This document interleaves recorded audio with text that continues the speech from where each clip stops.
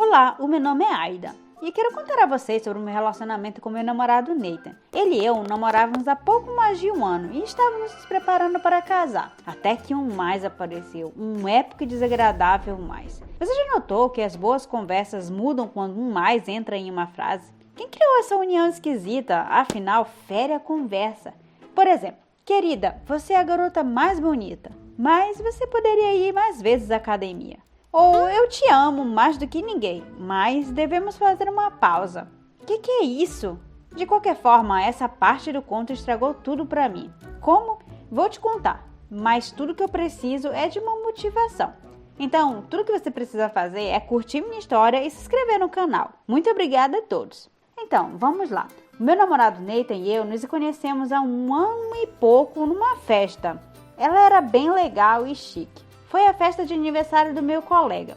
Cheguei lá no meu carro novo, um Jaguar, querendo impressionar a todos. Mas assim que estacionei, percebi exatamente o mesmo carro, só que de uma cor diferente. Havia um espaço livre próximo a ele, mas não tive tempo de sentir as dimensões direito e, em geral, bati levemente no para-choque do outro Jaguar. O alarme disparou, um cara saiu correndo do nada, ficou furioso, começou a gritar como um louco.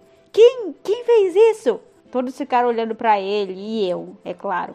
Ao lado dele, eu disse baixinho: eu sinto muito, é minha culpa. Ele se virou para mim, ficou quieto por um segundo, então tossiu e se desculpou por seu tom. Você bateu no meu carro? Sim, desculpe, por favor. Eu acabei de sentar ao volante do meu carro novo pela primeira vez e eu não consegui estacionar direito. Eu vou pagar por isso. Esse é o seu carro? Sim, esse é o meu carro. Ai, tô tão envergonhada. Bom, acontece, tá tudo bem mesmo. Eu fiquei um pouco zangado. Me desculpe, eu exagerei. Você vai pra festa?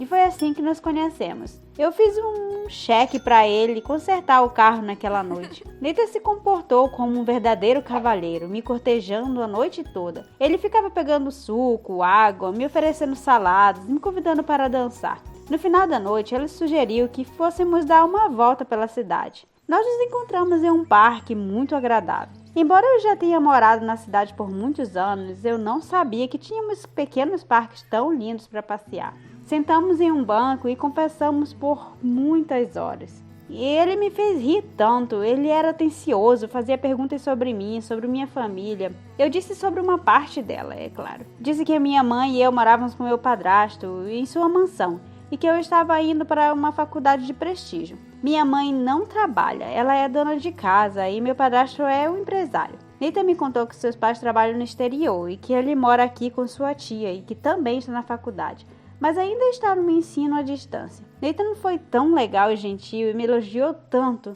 Ele continuou dizendo que estava surpreso por não termos nos encontrado antes nos locais de encontro da juventude elite. Era madrugada e eu disse que estava na hora de voltar para casa. Mas de repente ele se levantou do banco e se ofereceu para dar outro passeio. Eu disse que eu estava cansada e os meus pés doíam. Então ele me pegou nos braços e me levantou em alguns círculos. Eu ri e pedi para ele me colocar no chão. Mas ele disse que se os meus pés estavam doendo, ele me carregaria nos braços. Que garota não seria conquistada por isso? Você não concorda? Fomos em nosso segundo encontro no dia seguinte. Nathan não vinha me ver com muita frequência. Havia momentos em que ele tinha exames para estudar e ficava em casa o tempo todo. Mas quando ele estava livre, toda sua atenção era voltada apenas para mim. E eu gostava. Saíamos muito e com frequência e comíamos sorvete. Apenas sorvete. Nathan veio de uma família rica, mas ele abriu para mim um mundo inteiro de comidas deliciosas e baratas. Ele disse que costumava fugir de casa e fingir que não tinha onde morar para ver outra vida através de seus olhos. Os transeuntes compravam algo para ele comer e era engraçado. Fiquei surpresa com sua energia e vontade de experimentar. E foi assim que quase um ano se passou sem deixar vestígios. Eu estava muito feliz. Nathan nunca veio à minha casa. Ele pensou que não era bom se comportar dessa maneira e disse que só viria quando propusesse. Ai, como isso soou romântico. Eu tenho que admitir que o nosso relacionamento me surpreendeu. Eu não queria mais estudar, eu queria me casar com ele, ter filhos e ficar em casa, cozinhar e esperar ele voltar do trabalho. E eu queria deixá-lo cuidar de mim, sabe? Esse pensamento me deixou feliz, mas não minha mãe. Um dia ela recebeu um aviso da faculdade que eu estava reprovando em 4 matérias e eu tinha exame chegando. Minha mãe ficou brava e disse que iria me proibir de namorar o rapaz. E que ele era má influência para mim. Ela tirou meu telefone e eu estava histérica. Como você pode fazer isso comigo? Eu posso e eu vou. Eu sou sua mãe. Mas isso não te dá o direito de interferir na minha vida pessoal. Sua vida pessoal vai arruinar todo o seu futuro. Eu decido como será. Nathan e eu vamos nos casar e ser felizes. Quem é esse cara afinal e por que nunca ouvi falar dos pais dele? Por que não os conheci em nosso campo de treinamento geral no Polo Clube? Como vou saber? Talvez porque você me observa demais e não percebe os outros. Só quero que você tenha um futuro melhor do que eu, é só isso. E isso vem da mulher que nunca trabalhou a vida toda, mas sempre nadou em dinheiro? O diamante do seu colar pesa mais do que você, mãe. Você se casou com um cara rico e nunca foi pobre. Sim, exceto que seu pai agora é pobre e ele nem tem dinheiro para se alimentar. E seu padrasto não é seu pai. Entenda, ele tem os filhos dele e toda a herança irá para eles, não para você. E eu não preciso disso, eu estou desistindo de tudo porque eu tenho Nathan e ele é rico, bonito e inteligente. Joguei as chaves do Jaguar e fui ao encontro com Nathan. Na saída, ele ligou e disse que seu carro quebrou e me pediu para buscá-lo. Então eu informei que eu também estava sem carro. Ele veio me buscar em um táxi e fomos dar um passeio. Eu disse a Nathan que tive uma briga com minha mãe, então ele começou a me confortar. Então quer dizer que você desistiu de tudo? Sim, eu falei para ela que eu não preciso de esmola. Eu sei que junto com você eu posso conseguir tudo e ainda mais, certo, amor? Sim, claro. Claro, querida. Eu disse pra ela que eu não preciso do meu padrasto e eu não quero nada deles. Então ficou frio e eu pedi a Nathan para ele me emprestar um moletom. Caminhamos até minha casa e eu o beijei, então devolvi o moletom para ele. Uma caixa caiu do bolso e Nathan o agarrou nas mãos, mas eu já sabia o que significava.